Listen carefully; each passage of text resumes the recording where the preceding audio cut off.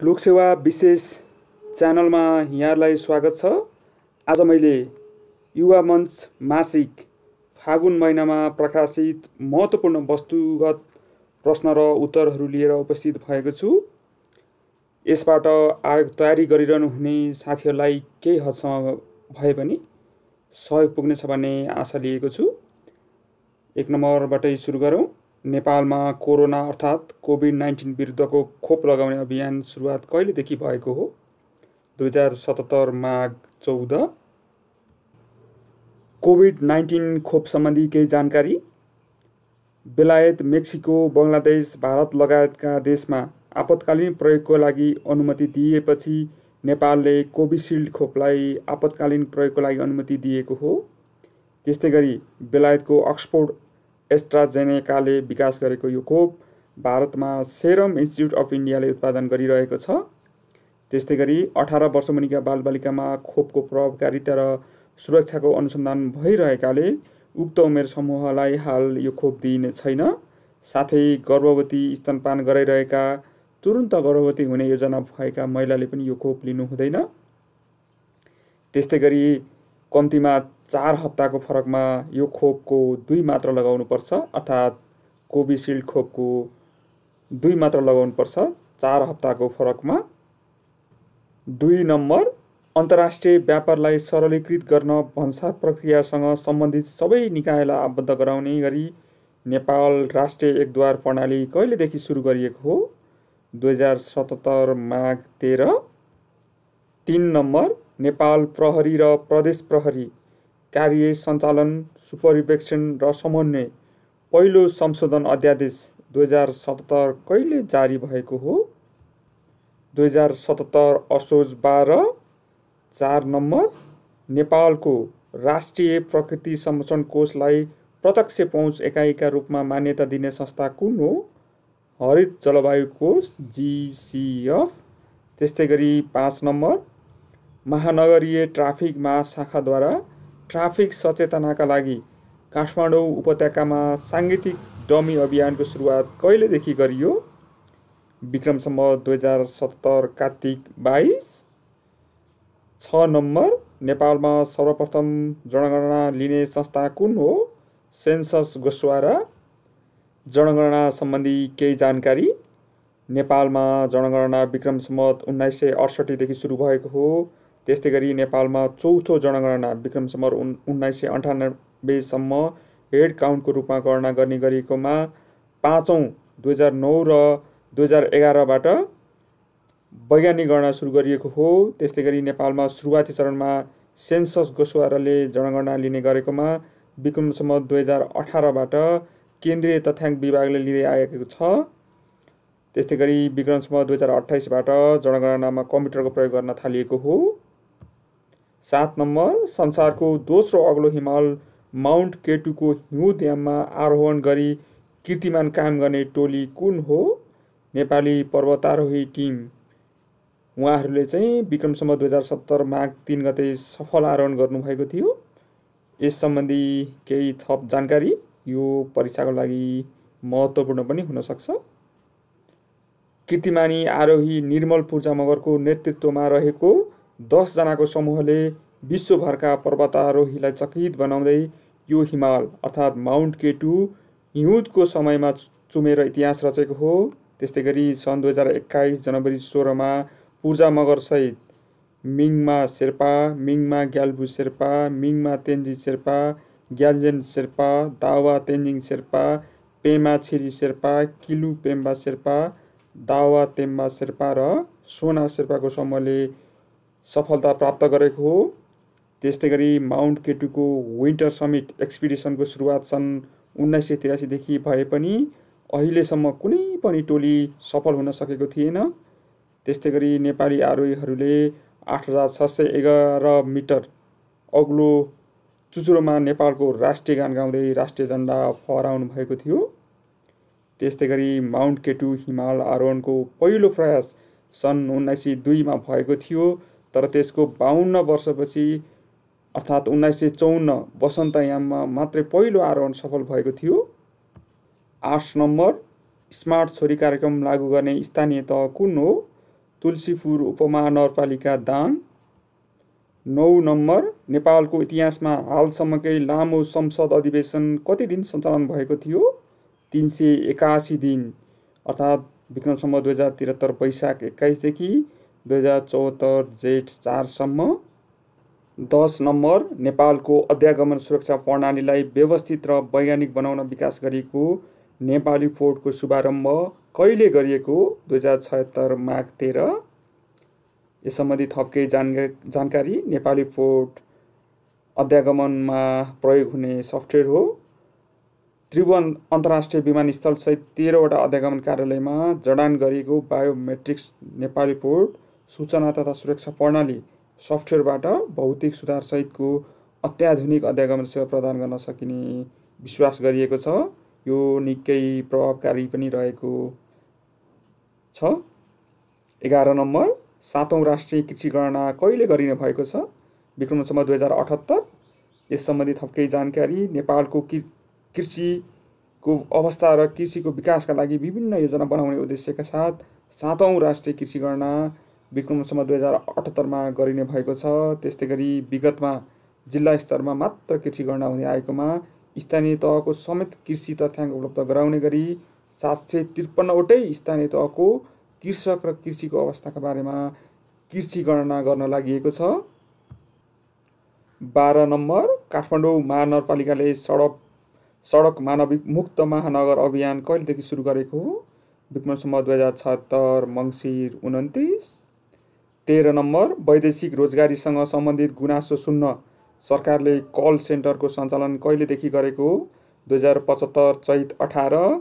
त्यस्तै गरी 14 नम्बर काठमाडौँ उपत्यकाभित्र चल्ने सार्वजनिक सवारी साधनको भित्री भागमा पनि अनिवार्य रूपमा नम्बर प्लेट राख्नुपर्ने व्यवस्था कहिलेदेखि कार्यान्वयनमा ल्याइएको हो? 2075 जेठ 19। 15 नम्बर भिजन 5 मिलियन योजना केसँग सम्बन्धित छ? पर्यटन। त्यस्तै गरी 16 नम्बर सरकारले कहिलेसम्म निकृष्ट प्रकारको बालश्रम उन्मूलन गर्ने लक्ष्य तय गरेको छ? विक्रम सम्वत 2079। 17 नम्बर विविध वातावरणीय पक्ष समेट्दै स्वच्छ वातावरण महाअभियान कहिले घोषणा गरिएको हो? 2075 जेठ 22। त्यस्तै गरी 18 नम्बर सरकारले योजनाबद्ध ढङ्गले विद्युत प्रसारण प्रणाली निर्माण गर्ने लक्ष्यका साथ प्रसारण प्रणाली विकास गुरु योजना कहिले सार्वजनिक गरियो? 2075 असार 17। त्यस्तै गरी 19 नम्बर नेपालमा कहिलेसम्म सबै नेपालीलाई स्वच्छ खानेपानीमा पहुँच पुर्याउने लक्ष्य लिएको छ? सन् 2030 सम्म चाहिँ नेपाललाई स्वच्छ सबै नेपालीलाई स्वच्छ खानेपानीमा पहुँच पुर्याउने लक्ष्य लिएको छ। त्यस्तै गरी 20 नम्बर नेपाल टेलिकमद्वारा टेलेक्स र आकाशवाणी सेवा कहिलेदेखि बन्द गरिएको हो? 2065 पुस 17। 21 नम्बर स्मार्ट गोरखापत्रको औपचारिक शुभारम्भ कहिले भएको हो? 2074 फागुन 2। 22 नम्बर प्रथम नमुना बाल नगरसभा कहिले र कहाँ सम्पन्न गरियो? विक्रम सम्वत 2076 भदौ 29 देखि 31 सम्म ललितपुर महानगरपालिकामा सम्पन्न भएको थियो। त्यस्तै गरी 23 नम्बर नेपालको पहिलो ई भिलेज कुन हो? बाँकेको फतेहपुर। यो चाहिँ 2072 जेठ 26 मा घोषणा गरिएको थियो। बाँकेको फतेहपुरलाई चाहिँ ई भिलेजको रूपमा घोषणा गरिएको थियो। त्यस्तै गरी 24 नम्बर नेपालमा पहिलोपल्ट नेपाल र चीनका विज्ञहरूको सम्मेलन थिङ्क ट्याङ्क सम्मेलन कहिले सम्पन्न भयो? विक्रम सम्वत 2073 माघ 4 अर्थात् सन् 2016 जनवरी 17। त्यस्तै गरी 25 नम्बर कर्णाली प्रदेशलाई सहयोगापेक्षी सडक मानव मुक्त घोषणा कहिले गरिएको हो? विक्रम सम्वत 2076 माघ 4। त्यस्तै गरी 26 नम्बर विगत लामो समयदेखि प्रचलनमा रहेको स्थानीय निकायलाई कहिलेदेखि स्थानीय तह काम गरिएको हो? 2073 फागुन 27। त्यस्तै गरी 27 नम्बर स्थानीय तहबाट सेवा प्रवाहको सुरुवात कहिले भएको हो? 2073 चैत 1। 28 नम्बर नेपाली साहित्यमा पिएचडी गर्ने प्रथम व्यक्ति को हुन्?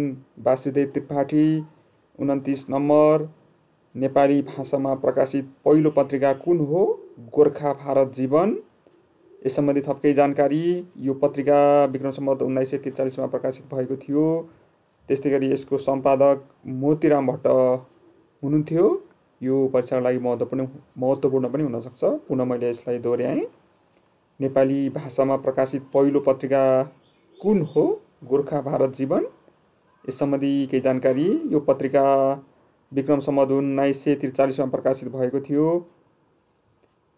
यसको सम्पादक मोतीराम भट्ट हुनुहुन्थ्यो। 30 नम्बर, बाबुले लेखेर छोराले पूर्णता दिएको कृति कुन हो? कादम्बरी। 31 नम्बर, विश्वको सर्वोच्च शिखर सगरमाथाको उचाइ कति कायम भएको छ? 8848.86 मिटर अथवा 29031.7 फिट। यस सम्बन्धी थप केही जानकारी। विक्रम सम्वत 2077 मङ्सिर 23 मा नेपाल र चीनद्वारा संयुक्त रूपमा नयाँ उचाइ सार्वजनिक गरिएको थियो। सगरमाथाको उचाइ नाप्नमा दुई देशले अर्थात् नेपाल र चीनले सहकार्य गरेका थिए। विगत 65 वर्षदेखि यसको उचाइ 8848 मिटर वा 2928.87 फिट स्वीकारिएको थियो। त्यस्तै गरी 32 नम्बर, दोस्रो पटक महाअभियोगको सामना गर्ने पहिलो अमेरिकी राष्ट्रपति को हुन्? Donald Trump. 33 नम्बर, एसिया प्रशान्त क्षेत्रका 15 राष्ट्रद्वारा RCEP नामक व्यापारिक सम्झौता कहिले गरिएको हो? सन् 2020 नोभेम्बर 15। 34 नम्बर, नागरिक स्वस्थताको आधारमा सफलता मापन गर्ने विश्वको पहिलो राष्ट्र कुन हो? न्युजिल्यान्ड। 35 नम्बर, चीन अन्तरिक्षमा मानव पठाउन कहिले सफल भएको हो? सन् 2003। रुस र अमेरिकापछि अन्तरिक्षमा मानव पठाउने चीन तेस्रो राष्ट्र हो। चीनले चाहिँ सन् 2003 मा मानव पठाउन सफल भएको थियो अन्तरिक्षमा। त्यस्तै गरी 36 नम्बर, इजरायल र UAE बीच शान्ति सम्झौता कहिले भएको हो? सन् 2020 सेप्टेम्बर 15। येल्लो भेस्ट मुभमेन्ट कुन देशमा सञ्चालित आन्दोलन हो? फ्रान्स। यसको सुरुवात चाहिँ सन् 2018 नोभेम्बर 17 मा भएको थियो।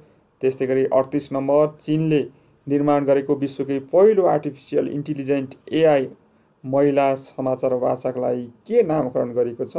चिन साओ मेग। 39 नम्बर, प्रशान्त क्षेत्रीय स्वतन्त्र व्यापार सम्झौता trans pacific partnership agreement TPPA मा कहिले हस्ताक्षर गरिएको हो? सन् 2016 फेब्रुअरी 4। 40 नम्बर, अन्तर्राष्ट्रिय हवाई परिवहन विषयक नियमहरू एकीकरण गर्ने सम्बन्धमा व्यवस्था भएको महासन्धि मोन्ट्रियल महासन्धि कहिलेदेखि लागू भएको हो? सन् 2003 नोभेम्बर 4। 41 नम्बर, चर्चित अर्जेन्टिनी फुटबलर डिएगो म्याराडोनाको निधन कहिले भएको हो? सन् 2020 नोभेम्बर 25। सन् 2020 नोभेम्बर 25 मा चर्चित अर्जेन्टिनी फुटबलर डिएगो म्याराडोनाको निधन भएको थियो। 42 नम्बर, 41 घण्टा निरन्तर नाचेर Guinness book of world record राख्न सफल दिदीबहिनी को हुन्? रुबिसा श्रेष्ठ र एलिसा श्रेष्ठ। 43 नम्बर, लगातार 126 घण्टा लोक नृत्य गरी गिनिज बुकमा नाम लेखाउन सफल नृत्याङ्गना को हुन्? वन्दना नेपाल। ब्लुटुथ भन्नाले के बुझिन्छ? छोटो दूरीको वायरलेस फाइल आदान प्रदान गर्ने प्रविधि। 45 नम्बर, सरकारले बढ्दै गएको ध्वनि प्रदूषणबाट हुने वैरोफोन कम गर्ने उद्देश्यका साथ कुन दिनलाई सुनुवाई दिवसको रूपमा मनाउने भएको छ? मार्च 3। 46 नम्बर, पृथ्वीबाट अन्तरिक्षमा पठाइएको पहिलो प्राणी कुन हो? लाइका नामक कुकुर।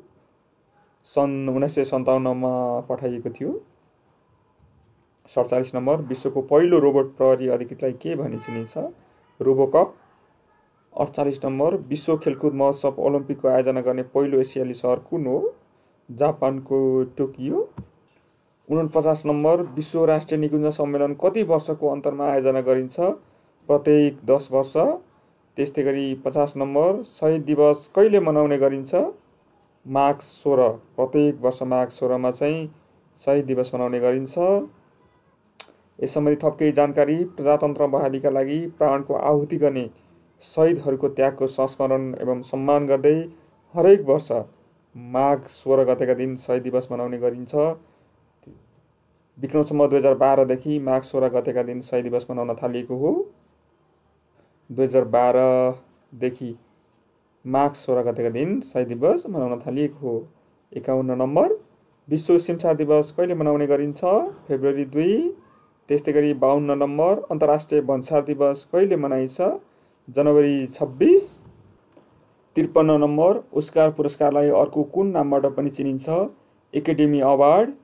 त्यस्तै गरी 54 नम्बर ग्लोबल 500 अवार्ड वातावरणसँग सम्बन्धित छ भने ग्रामी अवार्ड केसँग सम्बन्धित छ? सङ्गीत। 55 नम्बर बैंक खातामा पर्याप्त रकम नभएका कारण भुक्तानी हुन नसकेको चेकलाई के भनिन्छ? Bounce cheque. त्यस्तै गरी 56 नम्बर क्रिप्टोकरेन्सी भनेको के हो? डिजिटल मुद्रा, यसलाई भर्चुअल मुद्रा पनि भनिन्छ। विश्वको पहिलो क्रिप्टोकरेन्सी बिटकॉइन हो। सन् 2009 देखि चाहिँ यो डिजिटल करेन्सी प्रचलनमा आएको हो। त्यस्तै गरी हाल विश्वमा 830 भन्दा बढी क्रिप्टोकरेन्सी प्रचलनमा रहेको छ। यो एक साधनको रूपमा रहेको छ। त्यस्तै गरी 57 नम्बर एउटै आय वर्षमा एक भन्दा बढी मुलुकमा कारोबार गर्ने व्यक्तिलाई कारोबार गरेको मुलुक वा बासिन्दा रहेको मुलुकमा मात्रै कर लिन सकिने व्यवस्था सम्बन्धी सम्झौतालाई के भनी चिनिन्छ? दोहोरो कर मुक्ति सम्झौता, DTAA। 58 नम्बर सन् 2020 डिसेम्बर 10 मा मनाइएको 72औं अन्तर्राष्ट्रिय मानव अधिकार दिवसको नारा के हो? Recover better, stand up for human rights.